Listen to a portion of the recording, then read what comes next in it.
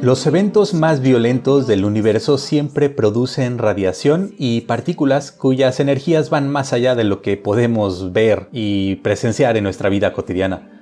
Por ejemplo, la explosión de una estrella masiva, de apenas unos 10 veces la masa del Sol, puede generar la friolera de 10 a la 44 joules. Esto es, un 1 seguido de 44 ceros, o lo que podríamos llamar, un poco de manera inútil porque tampoco es que esto nos diga mucho, 100 quintillones de septillones de joules. Ya saben que el problema en astronomía es que rápidamente necesitamos de grandes números y las cantidades se salen completamente de lo imaginable.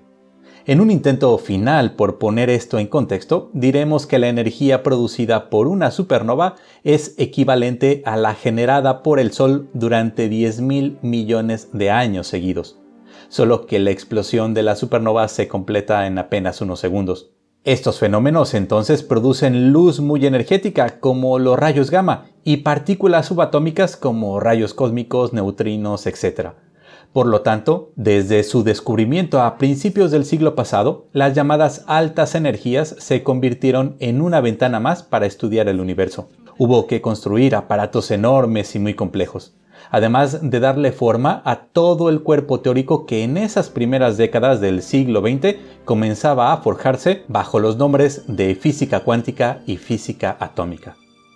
Para entender mejor cómo se estudia la naturaleza de lo más energético, el día de hoy nos acompaña Karen Caballero. Ella es profesora investigadora en la Universidad Autónoma de Chiapas, en México, y además participa en varios proyectos experimentales y teóricos relacionados con la astrofísica de altas energías.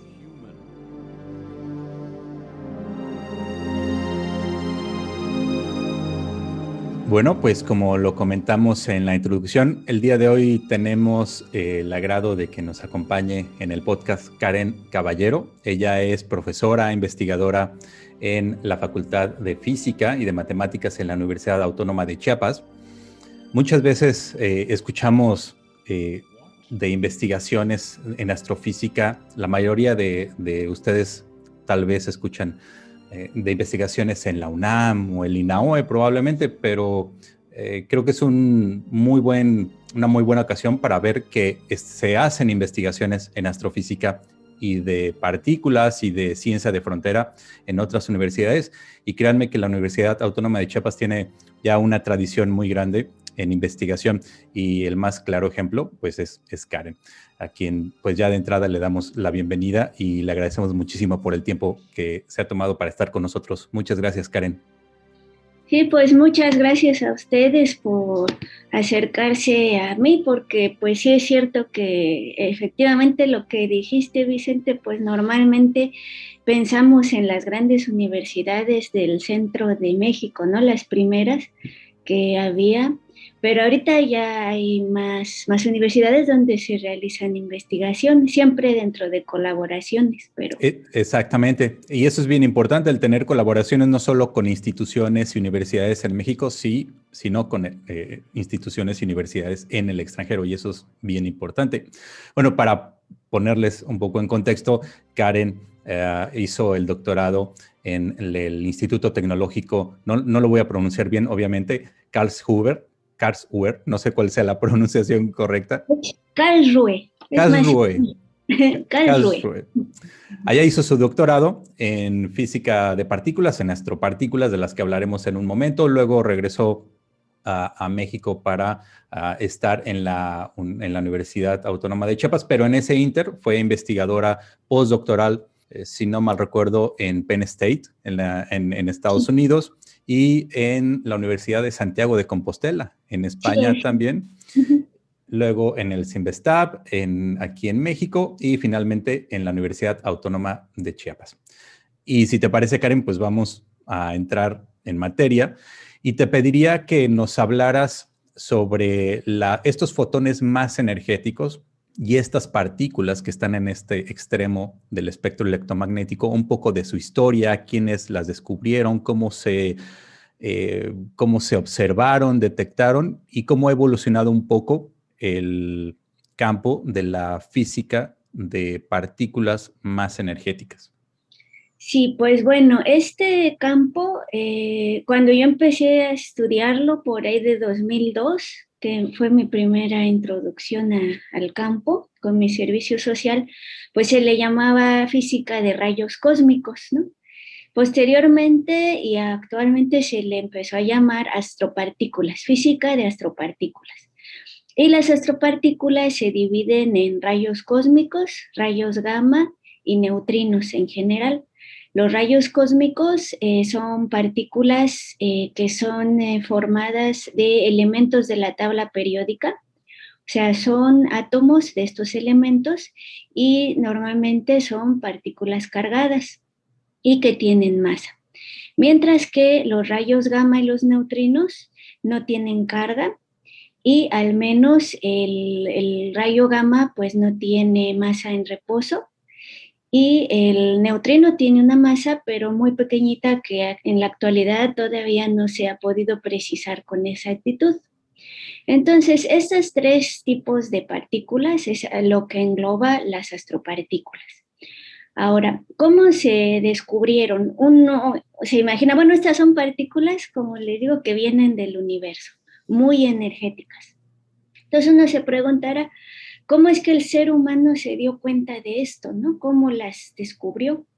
Si vienen de por allá, casi no interactúan con nada. Nos están bombardeando ahorita en cada momento. Si cada una de ellas hiciera un ruidito, no podríamos escucharnos a nosotros, ¿no? Por todas las que nos atraviesan. Y primero, pues quiero aclarar que no nos hacen daño, ¿no? Que no se asusten. Las que son menos energéticas, que vienen del sol, pudiera ser que sí nos pueden hacer algo en la piel, pero las que son más energéticas, como estas astropartículas que son las que estudiamos con estos grandes aparatos, no, esas no hacen interacción con nuestro cuerpo.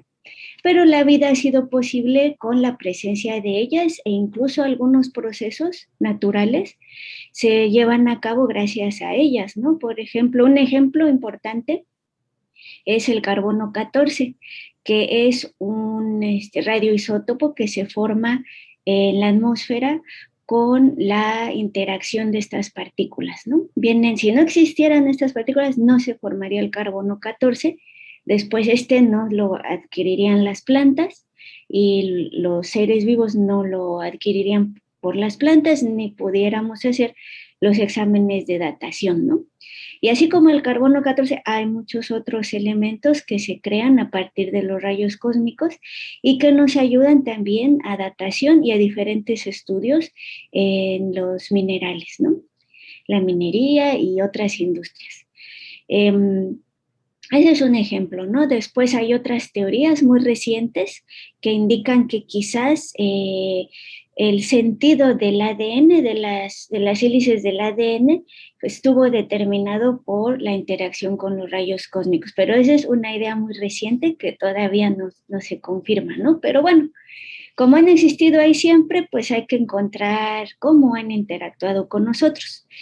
Y a eso voy, pues a finales del siglo XIX y principios del XX, la radiación fue un descubrimiento muy importante, ¿no? Era un boom por ahí de los años 20 o la primera década del siglo XX. Se descubrió la radiación en los elementos en la Tierra, ¿no? Pues el radio, etcétera, los rayos X, la radiación Röntgen. Y pues la gente estaba tratando de descubrir qué era.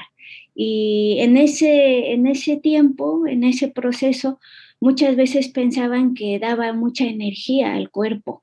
Y había gente o industrias que comercializaron agua radiactiva, por ejemplo, ¿no? Y la vendían como que la pócima para aliviar todos los males.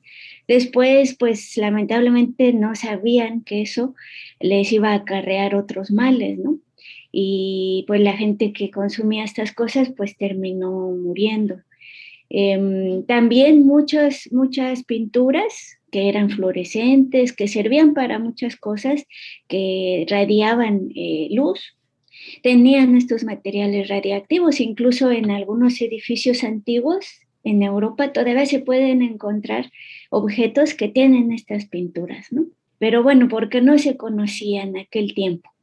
Entonces había este boom de esta radiación natural que hay por todos lados, actualmente la tenemos por todos lados, incluso nosotros radiamos el calcio de nuestros huesos y el radón. Hay lugares aquí en la Tierra donde hay mucho radón y es de los materiales radiactivos más abundantes y que hay que tener cuidado porque si uno lo absorbe, si lo absorben nuestros pulmones y así, ya no se puede salir, ¿no? Entonces sí hay mucho control en algunas zonas del mundo con este tipo de radiación, pero bueno, en ese tiempo, pues los físicos utilizaban un aparato que se llama el electroscopio, que es muy sencillo. Ustedes pueden construir uno con una botellita de Gerber, le ponen un agujerito en la tapa, le meten ahí un alambre de cobre. Ese alambrito, al final le ponen un soporte y en ese soporte una laminita de aluminio doblada de tal forma que los dos extremos se toquen. Después, este alambrito sale del frasco y lo tapamos con plastilina para que ahí se haga un tipo de vacío. No es el vacío perfecto que quisiéramos porque adentro todavía va a haber aire, pero bueno, está aislado, digamos.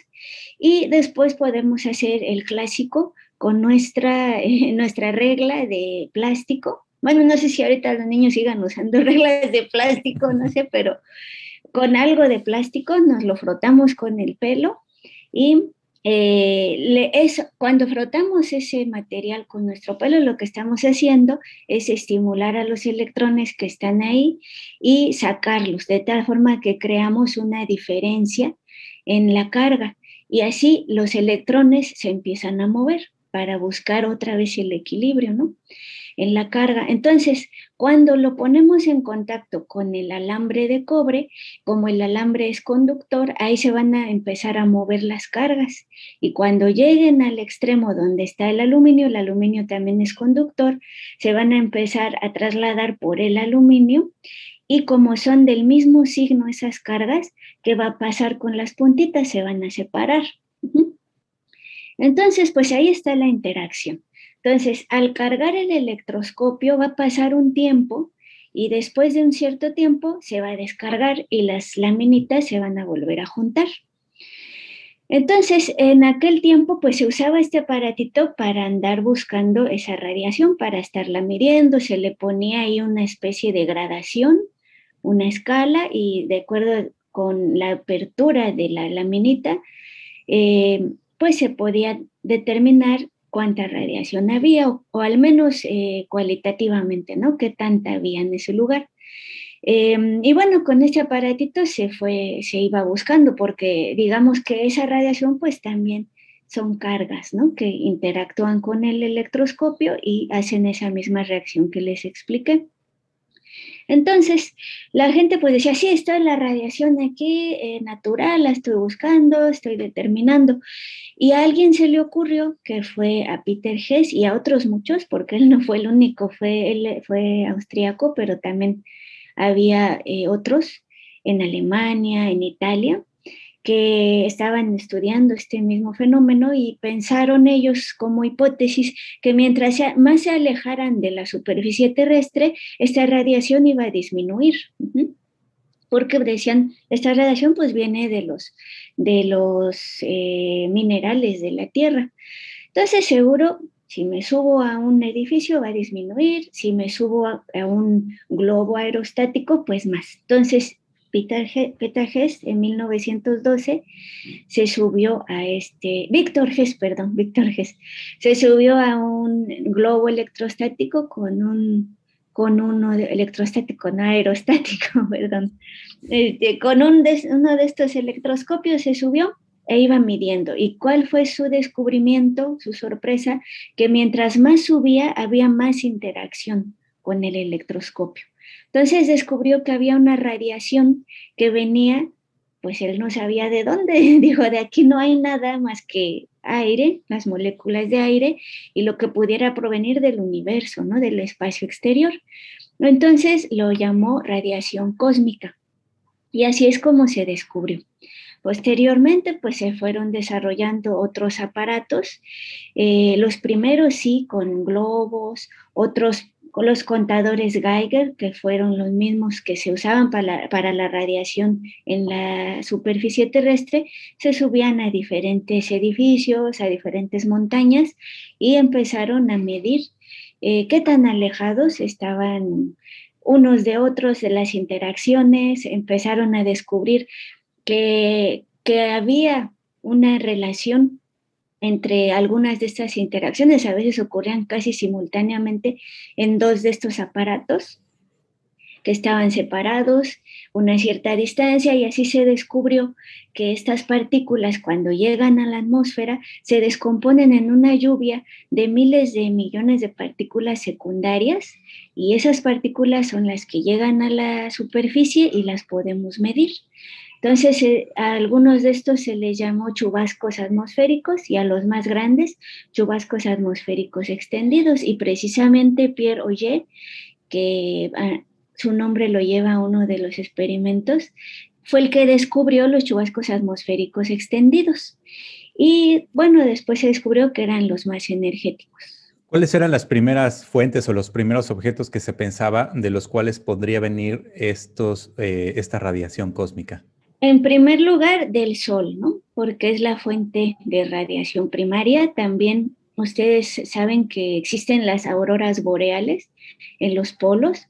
Entonces, estas auroras se producen también por la interacción de partículas en el campo geomagnético y las que se quedan ahí atrapadas, que no pueden escapar de este campo y seguir su camino, interaccionan con la atmósfera y producen ese espectáculo tan bonito y colorido de las auroras boreales. Entonces, sí, en primer lugar, el Sol.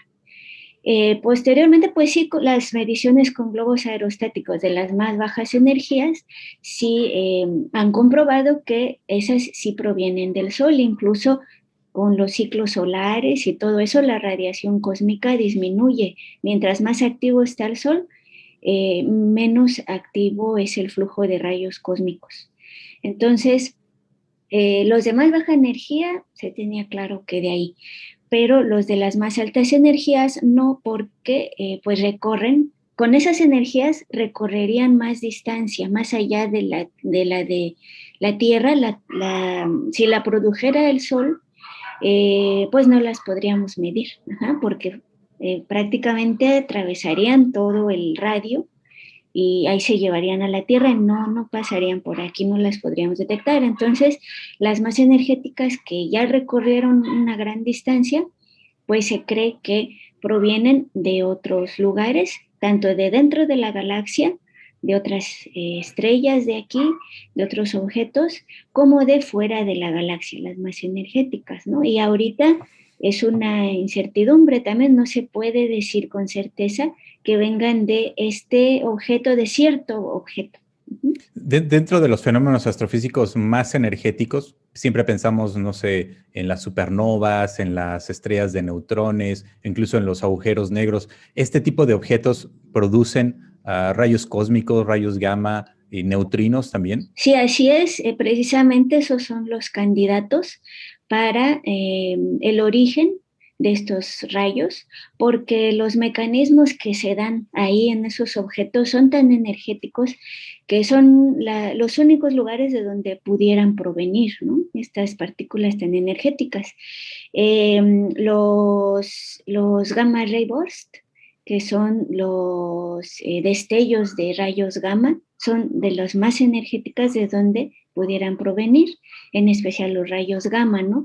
Y también hay una relación entre ellos, o sea, si nosotros medimos neutrinos de un cierto objeto muy energético, como pudiera ser una supernova, seguramente ese fenómeno que produjo estos neutrinos también produjo los rayos cósmicos.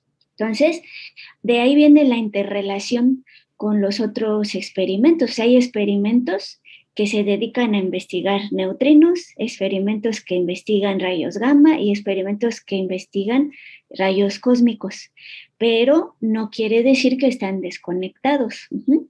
Incluso existe una red de alertas donde cuando uno de estos detecta un evento muy, muy energético, le avisa a los demás para que se pongan alerta y busquen señales, ¿no? Así fue el caso de las ondas gravitacionales que se midieron hace unos años.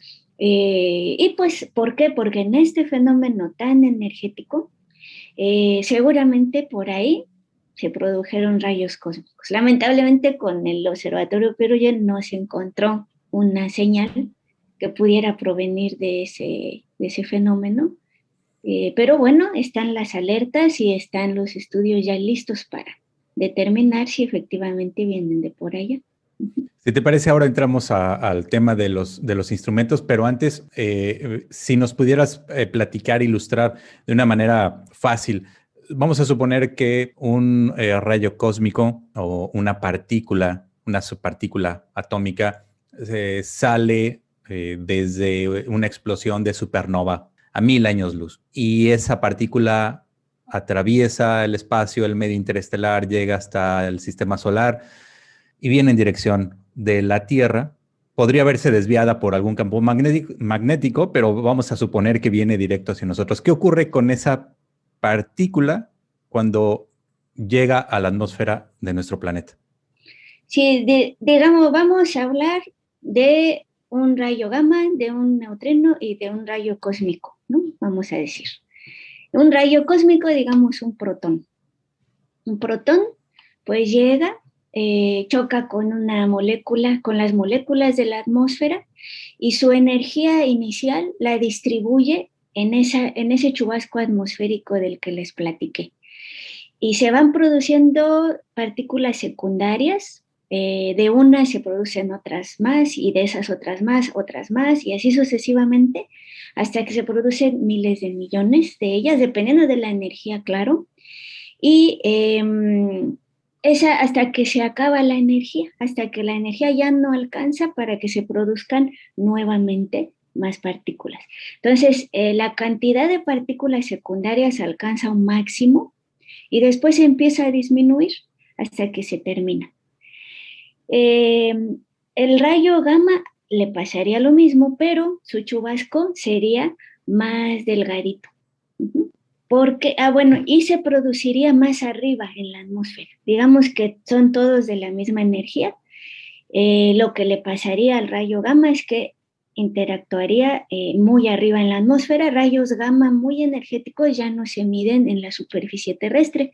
Por eso los aparatos destinados a ellos están en las alturas, ¿no? Como es el caso de Hawk y de satélites, ¿no? Ya de plano. Y en el caso de un neutrino, el neutrino, pues, si viene por el hemisferio norte, digamos, no le pasa nada. No le pasa nada, anda ahí sin pena ni gloria, pasa. Y si se descuida tantito, atraviesa la atmósfera, atraviesa toda la Tierra. Si se descuida tantito, puede ser que lo cache, que empiece a interactuar en el polo sur.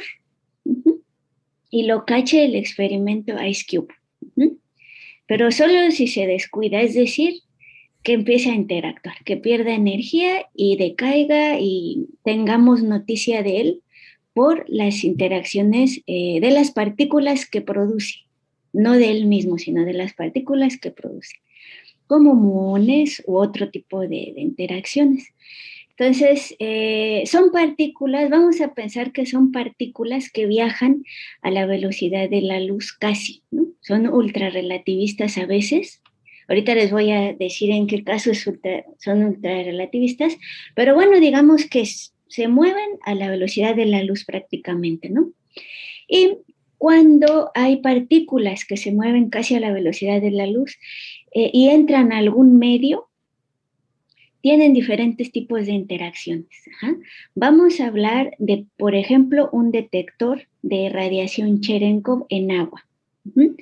Estos son detectores que son un volumen muy grande de agua pura para que no haya otras sustancias que pudieran ser radiactivas o cosas así.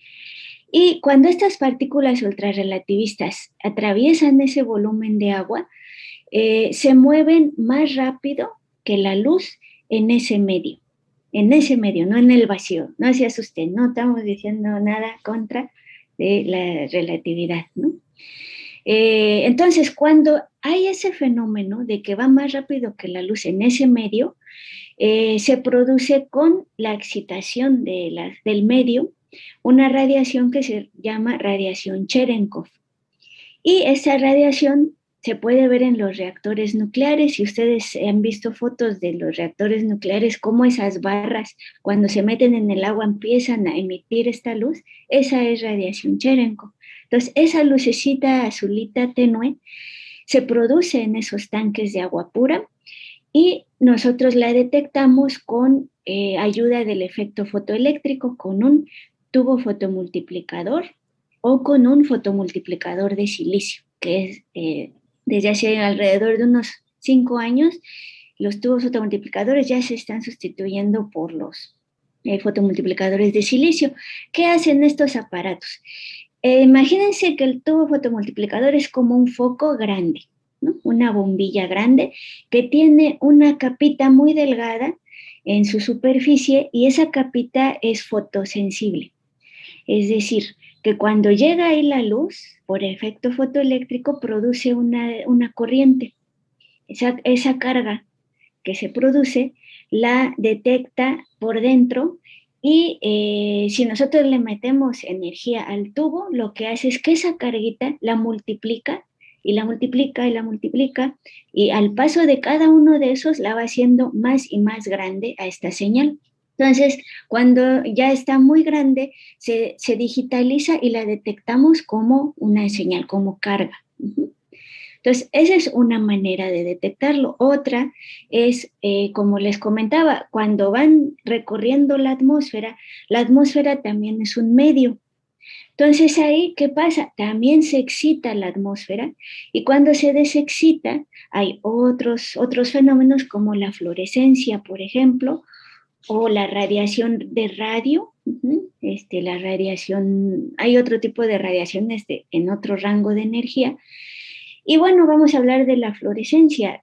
Es igual, es una luz muy tenue que no la podemos ver con los ojos, pero sí hay aparatos que son los tubos fotomultiplicadores destinados para verlas. Entonces, con ayuda de un telescopio de fluorescencia se pueden detectar. Se capta esa luz con ayuda de espejos esféricos. En su foco se le pone el tubo fotomultiplicador y ahí se capta esa luz.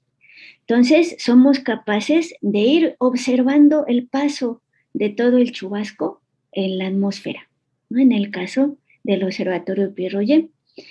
Y bueno, hay otros, como les digo, las antenas de radio, la emisión, la radiación de radio, que es la misma que se usa en la radio que prendemos en los aparatos, en las estaciones de radio, pero a otra frecuencia, un poquito diferente, pero casi igual, ajá. Eso también recientemente se ha descubierto que esa radiación también se produce en estas interacciones y se puede medir y resultó ser pues muy eficiente, nos da información interesante y barata, es barata. Entonces, esos son algunos. Hay otro muy importante que no me gustaría dejar de decir, que es el plástico centellador. Hay algunos plásticos que tienen en su interior materia orgánica. Y de tal forma que cuando hay interacción con esa materia orgánica de estas partículas, cuando atraviesan ese medio, que es el plástico, hay también una excitación y se emite una luz. Y pues esa luz se propaga por el plástico y la cachamos también con estos aparatos, con tubos fotomultiplicadores o fotomultiplicadores de silicio y la digitalizamos. Entonces, esas son a grandes rasgos las técnicas que se usan y sí, efectivamente, como mencionaste, se le llama detección indirecta. Y las personas que estudian esto somos de diferentes contextos, ¿no? O sea, no somos astrónomos todos ni astrofísicos. Yo, por ejemplo, no soy astrónoma, no puedo decir que soy astrónoma, tampoco soy astrofísica. Yo puedo decir que soy astroparticulera. Hasta particular, es un nombre muy, ya lo había escuchado, es un nombre bonito y precisa muy bien el ámbito de estudio. ¿Cuáles serían estos instrumentos, estos telescopios? ¿Dónde están? ¿En qué consisten? ¿Quiénes colaboran? Si te parece, pues empezamos con este tipo de observatorios que tienen grandes contenedores de agua y dentro los detectores para encontrar o para ver para observar, detectar la luz Cherenkov. Sí, pues ha habido muchos históricamente, ¿no? Hablando, pero bueno, los que puedo mencionar así a grandes rasgos son el Observatorio Milagro, que estaba destinado a rayos gamma en Estados Unidos, el experimento Pierre-Roget, claro, ese pues siempre lo menciono, actualmente es el más grande que existe y que se puede detectar con él chubascos inclinados. Ajá. ¿En dónde está este observatorio? El Pierre-Roget está en Argentina, está localizado en la provincia de Malargüe, en Mendoza. Y está a lo largo de la pampa argentina, sí, toda la pampa amarilla, los detectores incluso son amarillitos para que no haya contraste con el ambiente y mide 3.000 kilómetros cuadrados, ¿no? O sea, es impresionante. Y tiene esa técnica de medición, los tanques, ¿no?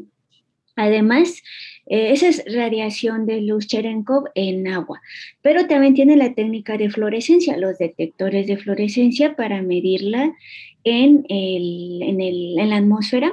Los detectores de fluorescencia funcionan por la noche, por el día no, porque esta luz es muy tenue y se pierde, pues, y entonces se quemarían los instrumentos, ¿no? Entonces solamente se puede medir con esta técnica por las noches. El otro experimento que tiene esa técnica es el HAWC, que está en México también, a 4.100 metros sobre el nivel del mar. También tiene como objetivo los rayos gamma, al igual que Milagro. Oye, ha intentado medir rayos gamma, pero no lo ha logrado. Como le decía, como está a nivel del suelo, pues es muy difícil, ¿no? No se ha detectado prácticamente. ¿Qué otro? Sí que yo me acuerdo, pues Lazo es el más grande actualmente, está en las alturas en China y también usa esta técnica junto con las otras, ¿no? Este Lazo pues viene a innovar y casi casi a desbancar a los demás, pero no quisiera decir eso porque todavía los demás tienen mucho que ofrecer, ¿no? Platícanos de HAWC, que ese lo tenemos en México. ¿Quiénes participan? ¿Qué instituciones? ¿En qué consiste básicamente? ¿Cuántos contenedores tiene? ¿De qué tamaño son? Si nos puedes decir algo más, a abundar en HAWC. Sí, sí, bueno, pues Hawk, como les comentaba, tiene detectores de radiación de luz Cherenkov en agua, está a 4.100 metros de altura en el pico de Orizaba, muy cerquita del gran telescopio milimétrico, está a unos 300 metros un poquito más abajo. Y pues estos detectores son grandes tanques de agua, o sea, son tanques que no están hechos de una sola pieza, sino que están armados, son de lámina. Y esa lámina se trajo de Estados Unidos, se fue armando poco a poco. Y miden, déjenme ver porque no quiero decirles mal las medidas, son 300 tanques de estos, son 300, que están separados uno del otro unos pocos centímetros para emular en total a una gran piscina, ¿no? Pero no era práctico hacer una gran piscina como lo era Milagro, que es el antecesor. Entonces se ideó hacer estos tanques. Déjenme ver exactamente qué altura tienen, porque sí son impresionantes. Tienen un diámetro de 7.3 metros y una altura de 4 metros. Entonces, cuando vas allá, pues es impresionante, son enormes. Para poder subir, pues hay unas escaleritas. Puedes pasar entre ellos, pero con mucho cuidado, con mucha dificultad puede pasar uno. Se armaron desde 2006, empezó el proyecto, se empezó a armar.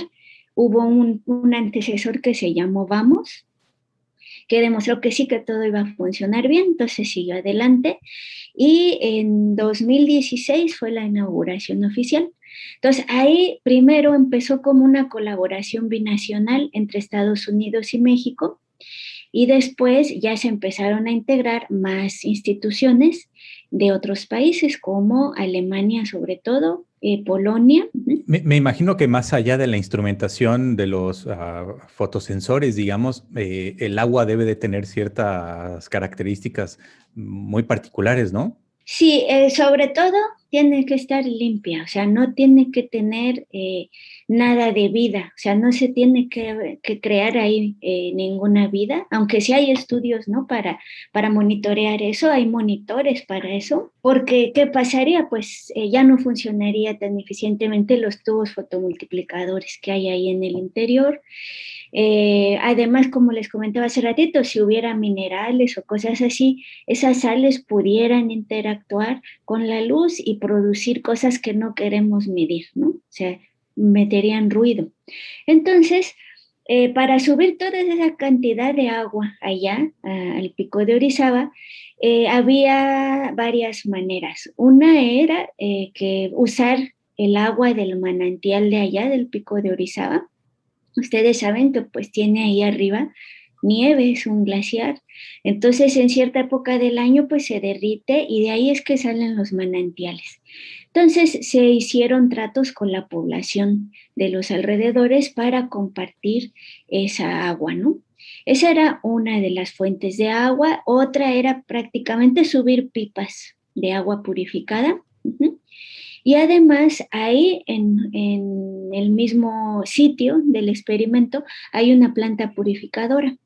Entonces, esta agua se mete a esa planta, se metió a esa planta purificadora y de ahí pues ya salía hacia los tanques. Este es un ejemplo muy bueno de esta multiplicidad de profesiones y de especialidades que tiene que haber en un complejo, en un instrumento, digamos, científico de uso astronómico, ¿no? No solo, como lo mencionabas hace un momento, no solo astrónomos, sino que tiene que haber ingenieros y en este caso incluso expertos en agua, en algunos aspectos biológicos. Incluso me llamó la atención lo que mencionaste de los colores exteriores que tienen los tanques del observatorio Auger, como para no interferir con el ambiente, con el aspecto ecológico, ¿no?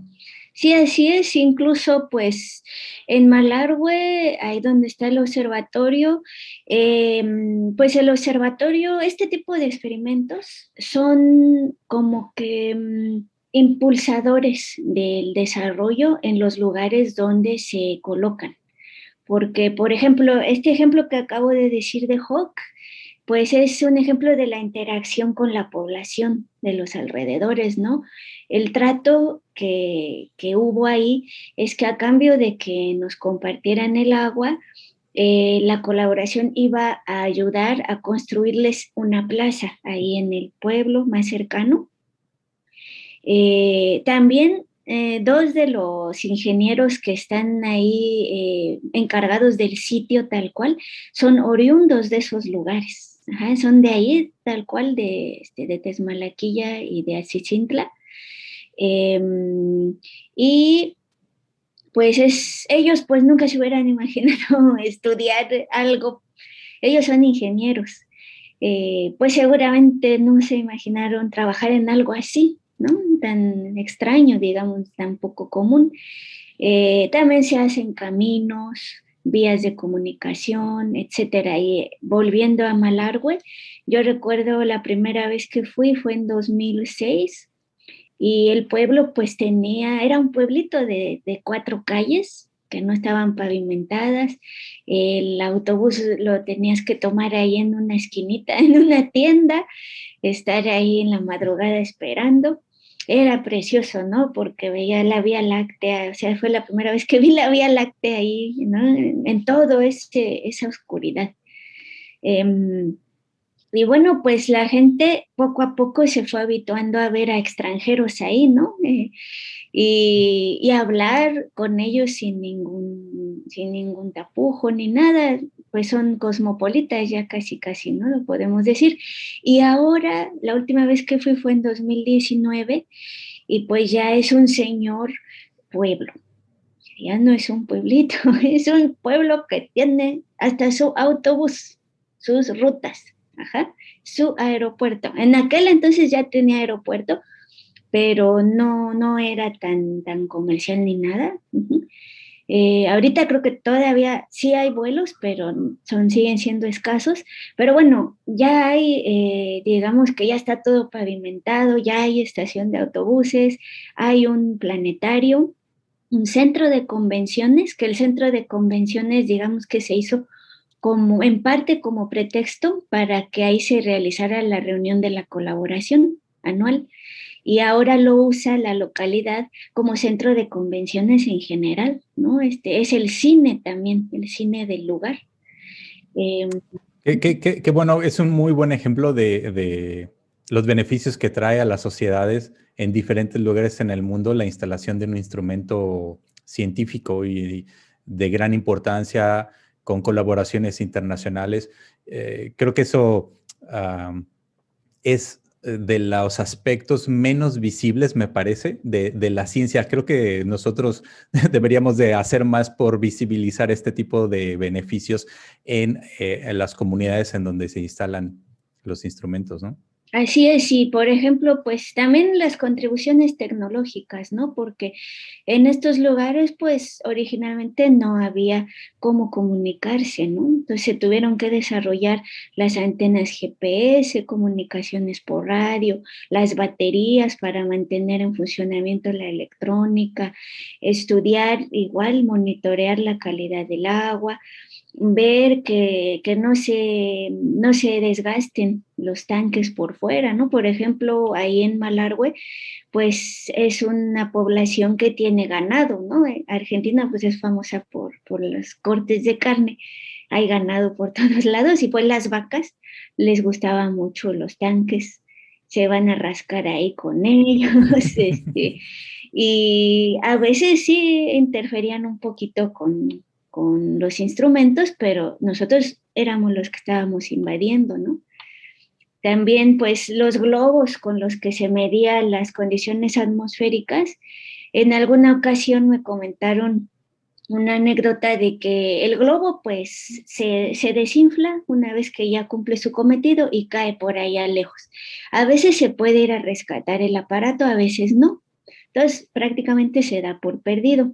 Pero una vez llamaron al observatorio para pedir rescate por el aparato. Entonces, pues dijeron, Ok. bueno, pues no, si quieren pueden quedárselo, no, no nos interesa mucho recuperar O sea, buscaban algún beneficio, digamos, económico por entregarlo. por Ok. entregarlo. Hay muchos, Y al final no lo entregaron. así es. Entonces, pues también hay otras cosas, ¿no? La divulgación. En el mismo Malargüe se creó una escuela con el nombre del fundador del experimento, de Jim Cronin. Cada año hay una feria de ciencias donde participan los chicos de la bachillerato y de la secundaria. Y bueno, pues ya es una comunidad. La colaboración desfila en el desfile anual de aniversario de Malargüe. Entonces ya somos parte de ahí. Ya, o sea, el instrumento ya se integró a la misma comunidad, ¿no? Ya es parte de la vida diaria y esto que también es muy importante, la inspiración que le puede dar para los niños, para los jóvenes, para que se acerquen a carreras de área científica, ¿no? Y ya Así para terminar con los instrumentos, hay uno que tal vez es un poco más conocido, el Ice Cube, que está en es. la Antártida. Si nos platicas brevemente en qué consiste este otro experimento. Sí, bueno, pues sí, es un experimento impresionante. Ajá. Se encuentra en el Polo Sur, en la Antártida. ¿Por qué está ahí? Porque ahí hay una base de roca. En el Polo Norte todo es agua congelada.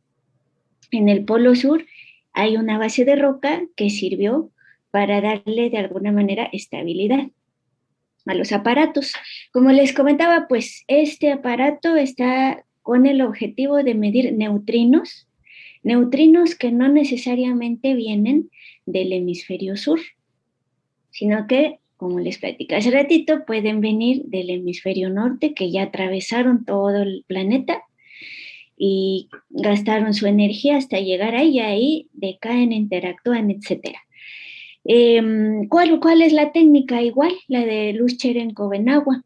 Ahí lo que pasa es que usan el hielo del Polo Sur como su detector, como el medio. Es casi igual como la técnica del agua, con algunas peculiaridades porque el hielo tiene una distinta reflectividad, refracción y otras cosas con las que no se tiene que lidiar con agua. Entonces, de todas formas hay estudios y hay la manera de sortear todo eso y de sacarle ventaja incluso, ¿no?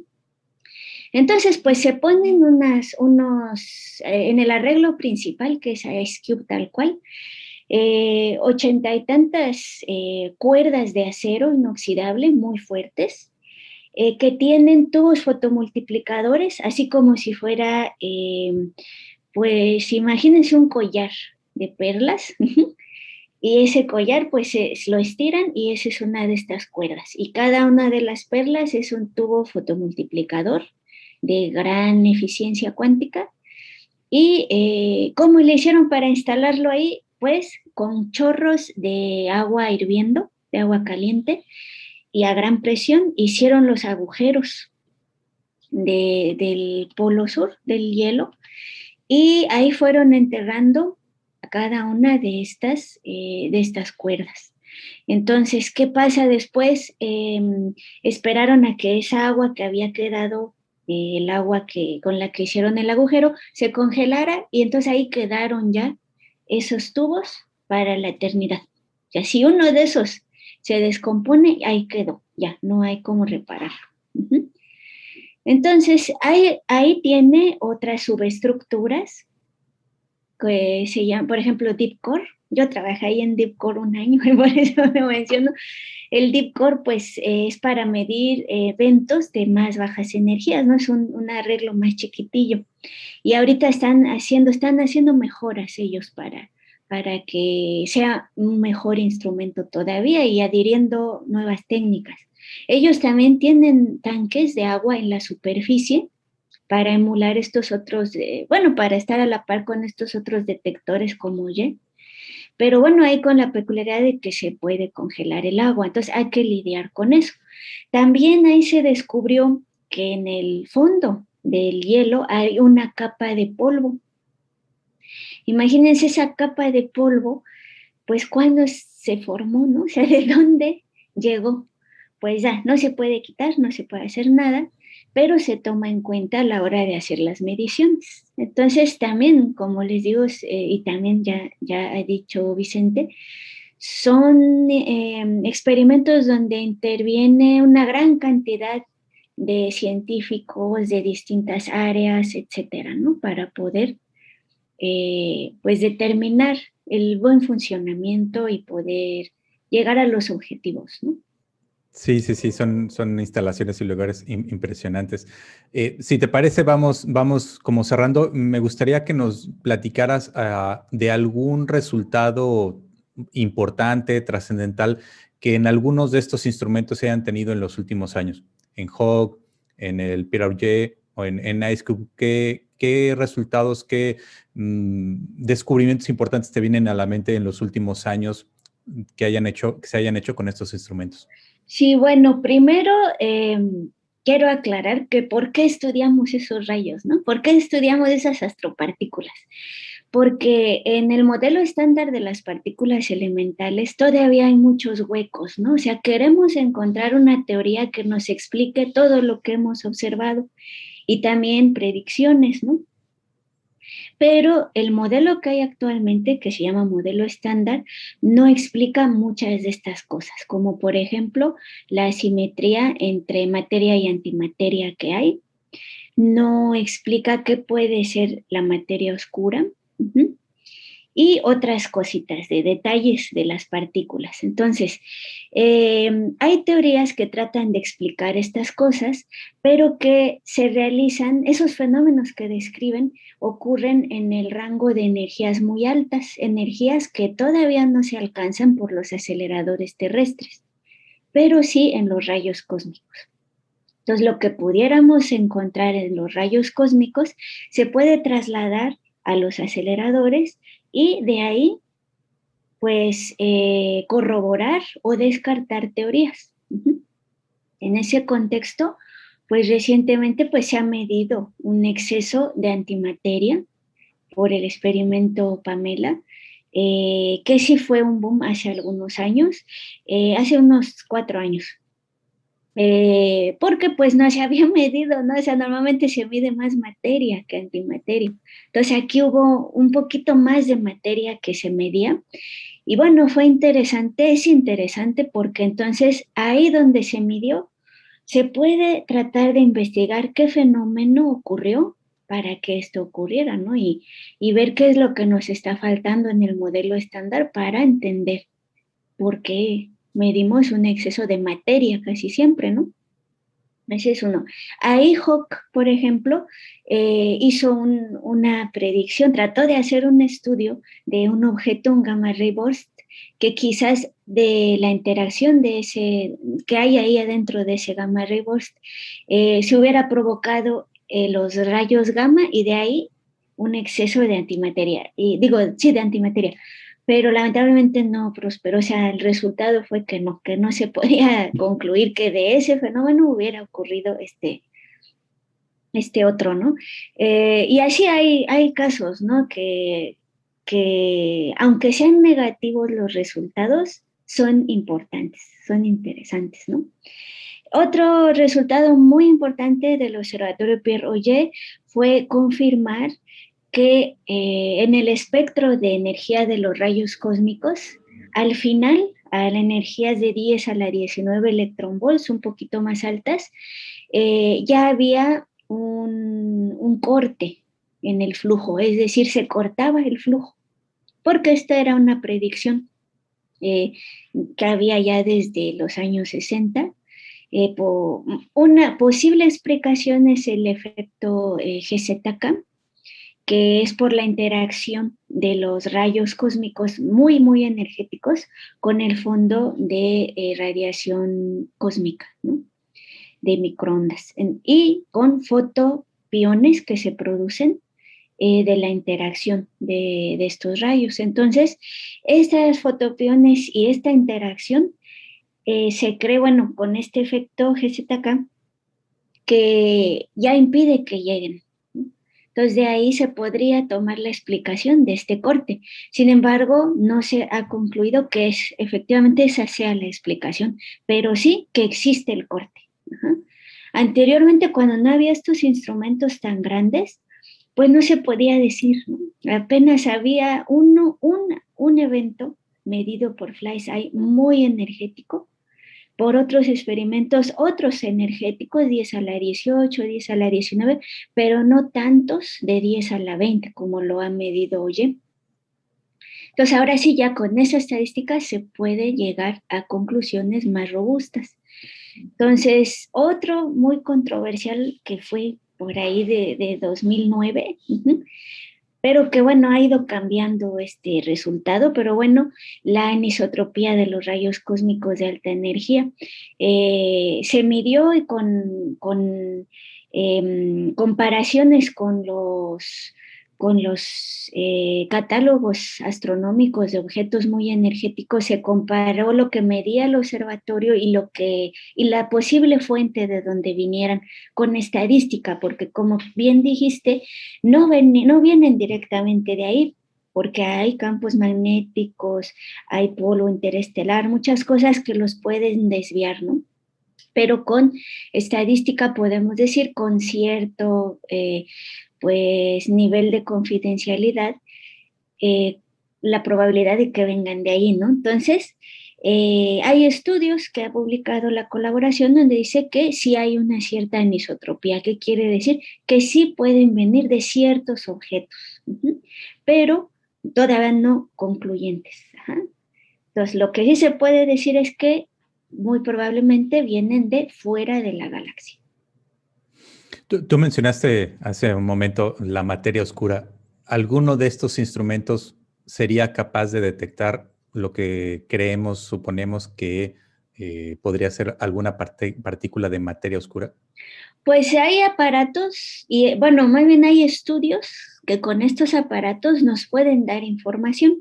En el caso de Hawk, por ejemplo, sí, hay unos algoritmos ya preparados, todo basado pues en la física de partículas, donde hay una interacción en la cual, digamos que esta materia oscura se supone que es cierto tipo de partícula, porque no sabemos qué es. Entonces, se supone, digamos, supongamos que es este tipo de partícula, con esta masa, con esta energía, etcétera, y que tiene dos mecanismos de interacción, tanto decaimiento como aniquilación. Entonces, hay estudios donde nos dice la probabilidad de detectar rayos gamma provenientes de tanto aniquilación como de decaimiento de materia oscura proveniente de lugares donde se cree que puede haber esta materia. Hay esos estudios y sí, hay las probabilidades de detectarlo hasta ahora. O sea, se puede decir, ahorita no se puede decir, sí, ahí hay materia oscura, pero se puede decir, hay esta probabilidad de que detectemos rayos gamma que pudiera provenir de esa materia oscura, de acuerdo con este estudio. Y sí, la probabilidad es bajita, pero es distinta de cero, ¿no? Entonces sí se pudiera decir. Exactamente. Muy bien, pues creo que con esto hemos llegado al final, Karen. Te agradecemos muchísimo que nos hayas compartido estos minutos. No sé si quieras agregar algo, pero de cualquier manera, te comentaba y te pedía en el correo si al final de la charla nos podías recomendar algún libro, algún disco, alguna actividad y no sé ¿qué encontraste por ahí que nos pudieras recomendar a todos los escuchas del podcast? Sí, muchas gracias. Pues miren, cuando yo me pongo a trabajar, por alguna razón que obra en mi cerebro, me concentro muy bien con la música de tango. Entonces encontré un grupo que se llama La Chicana, en especial un álbum de ellos que se llama Ayer, Hoy Era Mañana. Y ese lo escucho y lo escucho y lo escucho y me concentro perfectamente. Y recientemente también descubrí que tiene ese mismo efecto en mi cerebro para concentrarme, además de la música de Mozart, que sí también, ¿no? La música clásica. Hay para quienes les funciona el rock también, pero a mí me funciona música clásica, el tango, y descubrí que la música disco también, en especial, pues, de Hustle, que es una canción que es muy tranquilita dentro de la disco, pero es tranquilita y es ese pum, pum, pum, pum, tranquilo, me ayuda mucho a concentrar. Entonces, y me alegra, me pone activa, eso me agrada. Exactamente. Y además se convierte, creo que como en un ritual, que siempre que uno realiza actividades es bueno que tenga como un ritual para iniciar y para concentrarse, ¿no? Puede ser la música, dar un paseo, no sé, estar con alguna bebida, algún café, el mate, no sé, algo mientras se realice. Y creo que esa es una muy buena recomendación.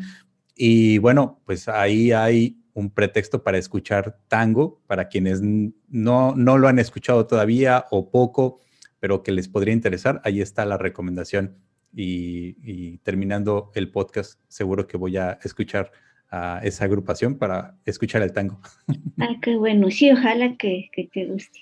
Y pues me gustaría si me das chancecito Sí, claro que sí. invitar a tus seguidores a pues considerar una carrera científica. Uh-huh. Son muy gratificantes, uno aprende mucho, o sea, es como si tú tienes un espíritu explorador, no tienes que irte a escalar el Everest si no quieres, ajá, puedes ser científico. Y llegar hasta donde nadie ha llegado antes, ¿no? O sea, descubrir algo que nadie había observado antes. Hay muchas motivaciones para estudiar ciencia, ¿no? Estimular tu cerebro, conocer cosas nuevas, conocer gente, conocer lugares. Uno viaja mucho, o sea, te sientes un habitante del universo, ¿no? Ya no eres local, o sea, tu mente se expande, tu panorama se expande, y pues que en la región ustedes pueden ir a la Facultad de Ciencias en Física y Matemáticas de la Universidad Autónoma de Chiapas. Tenemos física, la licenciatura en física, la licenciatura en matemáticas aplicadas, y licenciatura en ingeniería física. Y tenemos maestría en ciencias físicas, en ciencias matemáticas y doctorado en ciencias físicas ahorita, pero lo vamos a modificar muy probablemente para que sean ciencias aplicadas.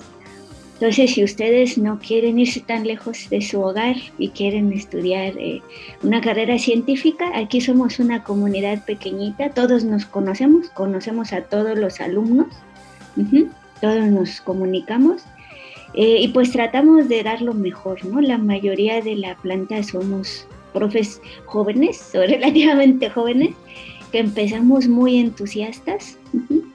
Estamos levantando laboratorios, experimentos. Tenemos el Laboratorio Regional de Cómputo de Alto Desempeño, que es un laboratorio de supercómputo de la región, donde ustedes tendrían acceso. Y bueno, lo que se pudiera hacer para que ustedes realizaran sus investigaciones y su formación, pues lo haremos, ¿no? O sea, siempre estamos pues tratando de formar gente, descentralizar la educación y pues sacar adelante todo el país, ¿no? Si te parece, Karen, en la descripción del podcast y en el post, en la página y en los videos, en los clips que salgan del podcast, en la descripción pongo los links a la facultad y a sus redes sociales para si alguien ahí directamente quiere pedir información y ver las carreras, las opciones, pues ahí vayan, ¿no? Lo sí, podemos poner ahí. Muchas gracias, sí. Gracias. Muy bien, Karen, pues te agradecemos muchísimo tu tiempo y ojalá que en un futuro nos puedas volver a acompañar aquí en el podcast. Sí, con mucho gusto, ¿eh? Muchas gracias y pues esperemos ya seguir en contacto.